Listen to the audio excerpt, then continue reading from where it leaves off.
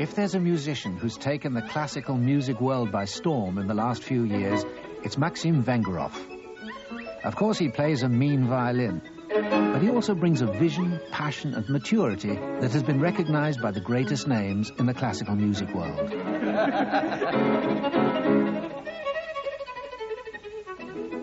What is interesting about Maxim is that he has the capacity to project to an audience in a very strong way. He is what people call star quality or charisma. And yet, there is an extraordinary honesty in him. Seriousness and artistic honesty in him that never let him take the easy way out.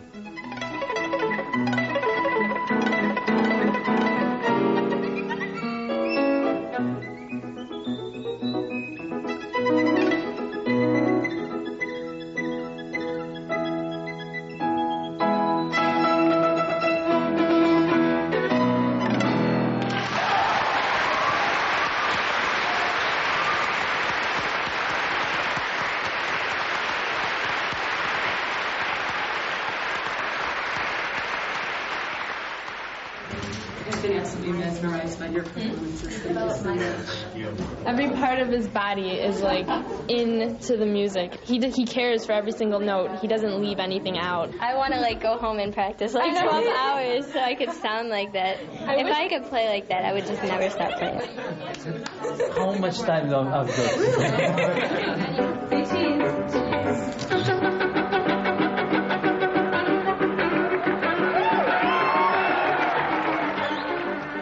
Vengerov isn't yet a household name, but aged just 24, he's won the big competitions, played at the Princess Diana Memorial Concert, and has a huge following all over the world.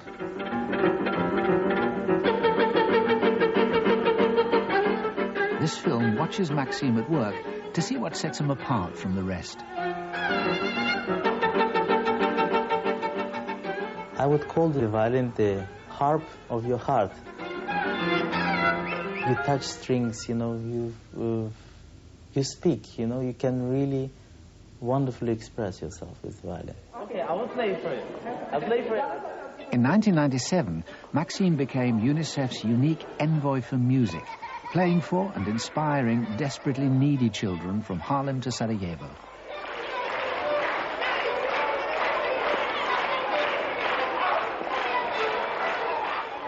I want to give children this gift to play music for them, that especially those who have suffered so much.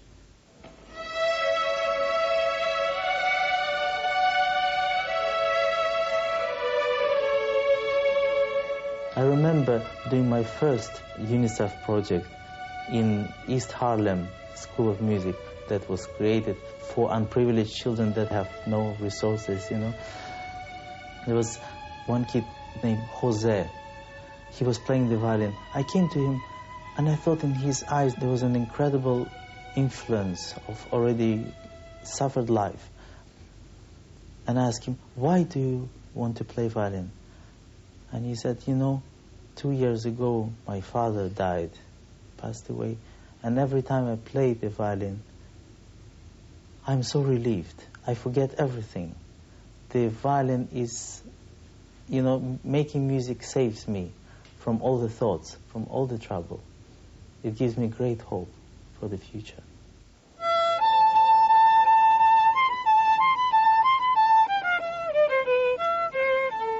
The first time I saw Vengerov was an evening of extraordinary high drama. It was a performance of Shostakovich's first violin concerto, Rostropovich conducting the London Symphony Orchestra. We got to the finale, which becomes unstoppable at the end. In the final pages, just when the music was just going like a train, one of his strings broke.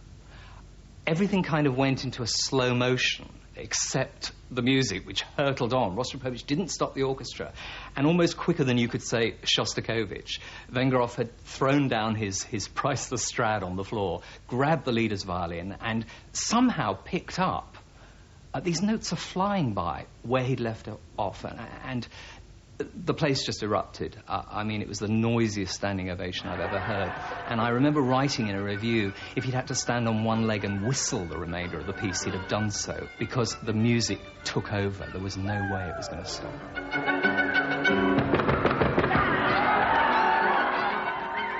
Even without that drama, concerts like this one in Amsterdam have a particular frenzy. And anyone who's seen Vengerov will remember his encores. Spectacular, lyrical, or playful, but always full of personality.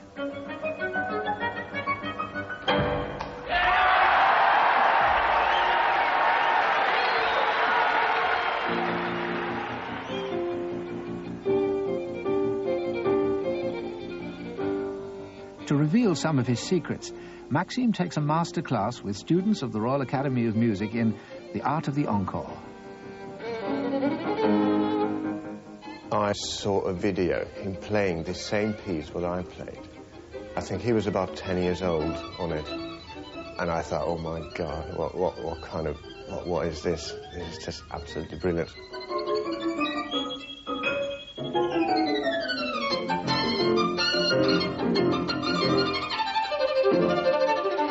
I remember coming out of Russia when I was 13 years old, and England was the first country that I visited on the trip to the West. I came to London, to Royal Academy, and I got to know many wonderful friends. And the doors were open to us, and that's why I'm very thankful to this wonderful house.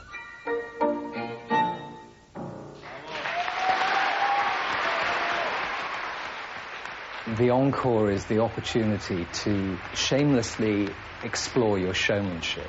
If you have a degree of larger-than-life personality, such as Vengerov has, then you can let your hair down. It's a moment to have fun. And by having fun and by exploring the possibilities of being a showman, the audience have more fun. The name of this piece is Chinese tambourine, yeah? So imagine you're in China, yeah? First of all. And there are millions of Chinese going on bicycle. And, you know, get out of the way. The road is free. Let me just come very naturally. That helped me to create this music. Yeah, another street, curve. When I'm performing the music, I think that is my music already. I take it for myself, because I have to present it to the audience. Don't be soft. You have to be rude a little bit. You're too nice to people, you know? This has definitely changed my way of playing this piece, and a lot of other pieces as well. He has a very vivid imagination, so he can make all music into an incredible drama. The change of the harmony shows that we're in another sphere. Yeah? You have to exaggerate, because on the way from the instrument to the audience, quite a lot of that gets something just vanishes in the air. So you have to exaggerate quite a lot. Characterization is so important in music making. It's probably the most important factor. Assuming the technique is there, assuming that you can play the notes.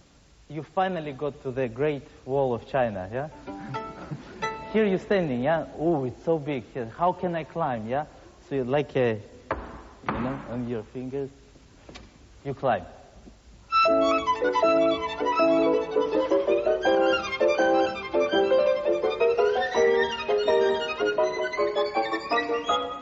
Finally, you got there.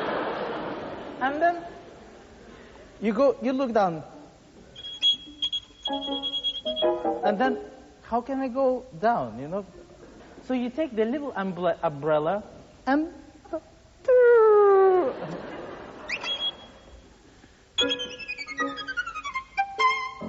Yeah? And after taking this umbrella, you know, you realize that it's not a parachute, yeah? So there, you arm your leg, yeah? So you go...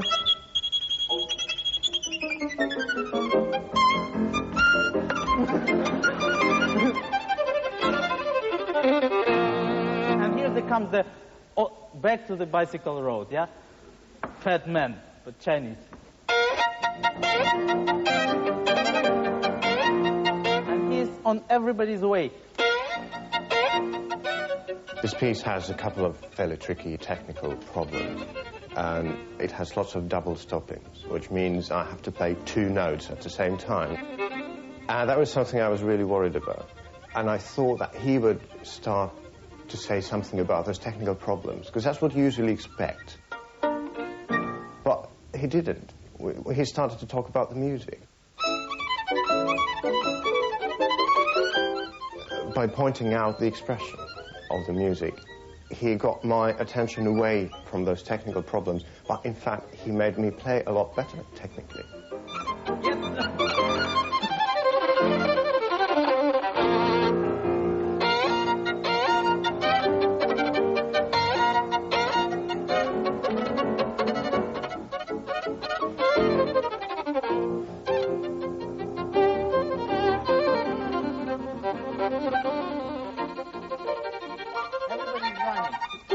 Everybody's running.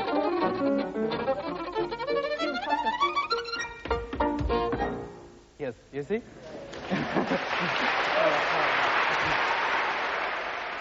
Encores are part of my life.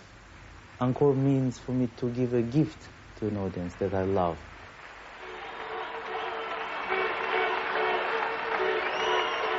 Once I remember I've done a concert in Prinsengracht's Canal in Amsterdam. And then in the second half, it was just encores.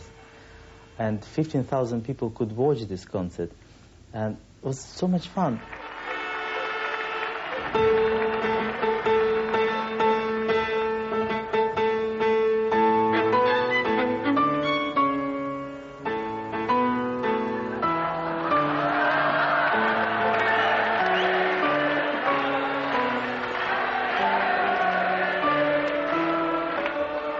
I was born in Novosibirsk, in Siberia, in 1974, and I was raised in a musical family. At the age of 3 and 4, my father brought me to his rehearsals in the Novosibirsk Philharmonic Orchestra, where he played oboe. And I was sitting in the first row. I very much looked, and I wanted to look for him where he's sitting there. But I couldn't find him. He was somewhere in the woods. He was playing oboe.